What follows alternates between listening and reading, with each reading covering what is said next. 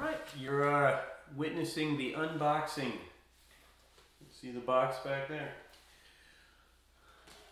Of a Teton TRS20NT.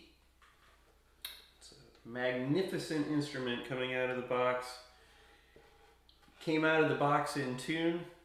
Admittedly, it played it a couple times here since then, just in the last 10-15 minutes.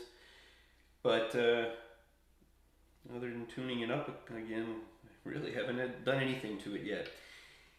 The hardware seems magnificent. It's got what appear to be some sort of a generic Gotha tuning machine, but they seem very nice. The bridge is string through body. If you measure it out, it's the same measurements as going with like a metric tunematic. It's not a extra wide Fender style, more like a tunematic spacing.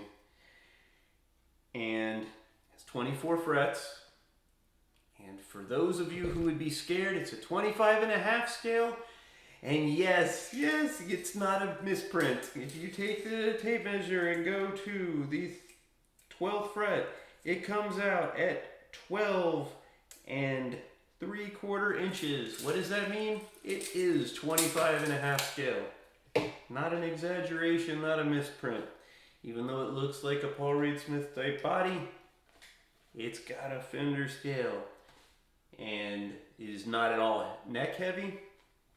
I don't really want to play it too much now. I'm probably going to spend some of this afternoon making a few adjustments on him, just to get it exactly how I want. But the pickups seem pretty nice. I've got it going over there through a Roland micro cube, nothing fancy here, but you just hear the guitar. The front two are single coil. You hear the buzzing. Go to the notch position and it links them. The middle, single coil. Middle and bridge, single coil. But when you go bridge, it's humbucking again. The controls are surprisingly nice. I haven't looked to see what they're using for caps in the back, but the roll off in both is great. Right now everything's on 10.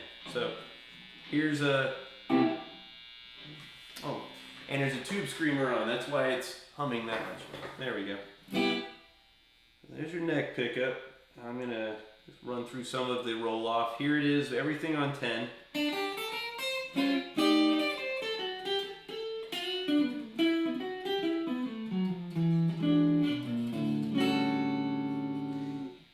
Personally, I usually back my volume off to about 7 or so, and here it is backed off to 7.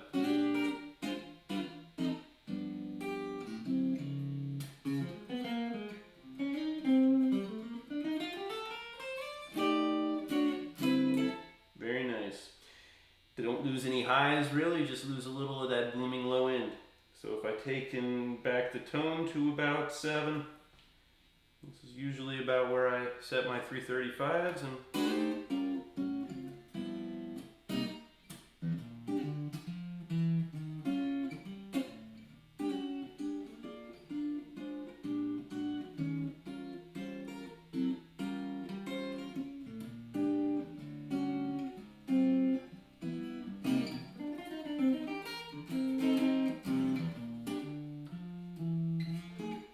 pretty nice.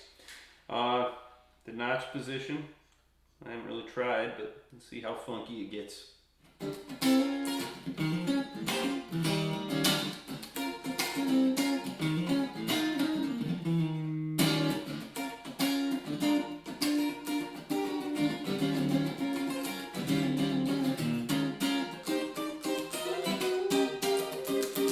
That's pretty cool. Alright, in the middle, the straight middle, I don't use that for much, but there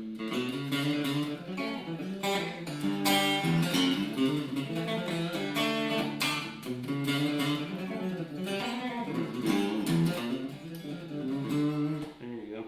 I don't know that I'll ever use that again. Okay, but that's, I guess it works for like country guys. Go to the notch bridge there, it should give you some disco.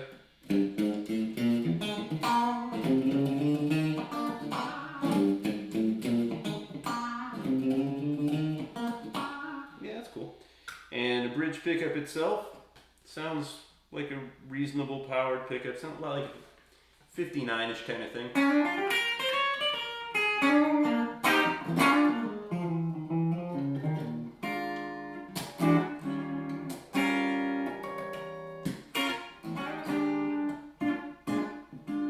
Yeah, that's cool.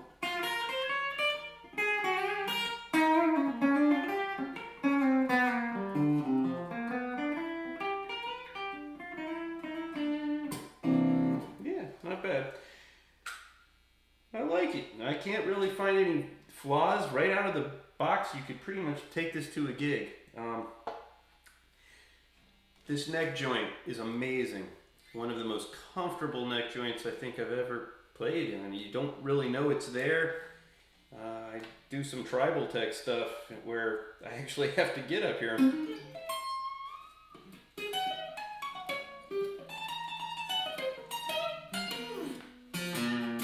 I don't think that's going to be a problem. The action's a little higher than I probably will have it later, but even that's pretty good. And the fretwork is immaculate.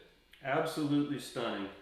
You can sight down the fingerboards, and on the top of the frets you go get a rocker gauge on these.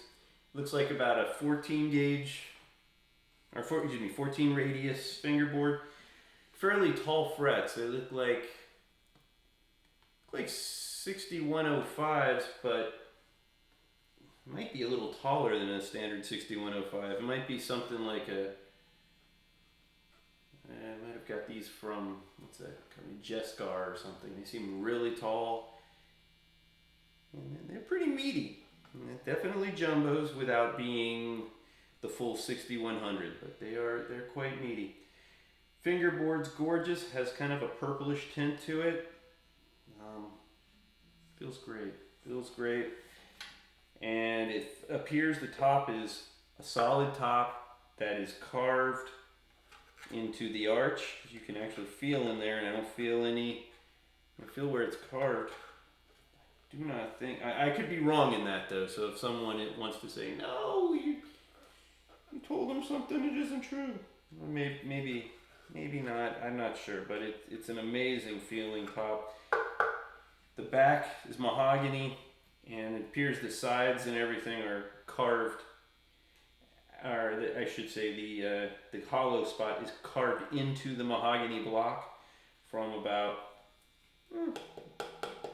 right about there to about here, and that strip has no side bracing in it, so I'm assuming the sides are a little thicker. Does not feed back. I just wanted to goof off and earlier put a real loud amount of overdrive. I'm not a real heavy overdrive player, but if I put like a tube screamer on it or something, it can even give you the whole 80s-ish.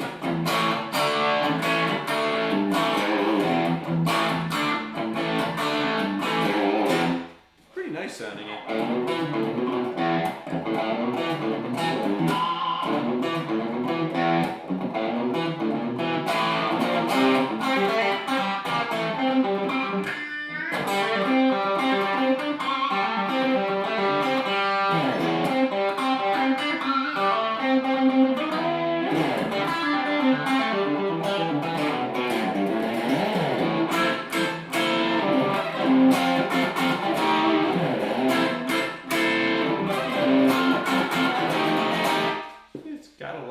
Spunk to it, and if you were to back off a little, I have a feeling it could give you a nice bluesy tone. Let's see.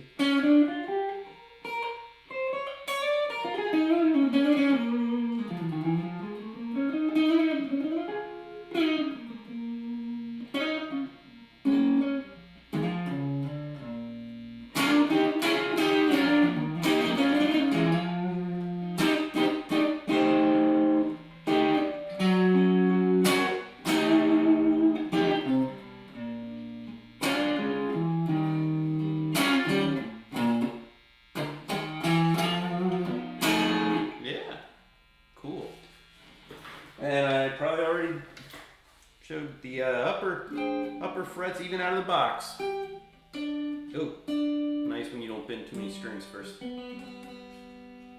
there we go. Oh,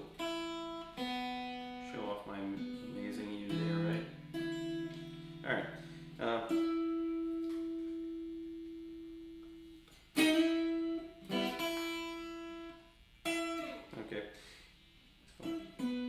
Good. If you were to play up high, like.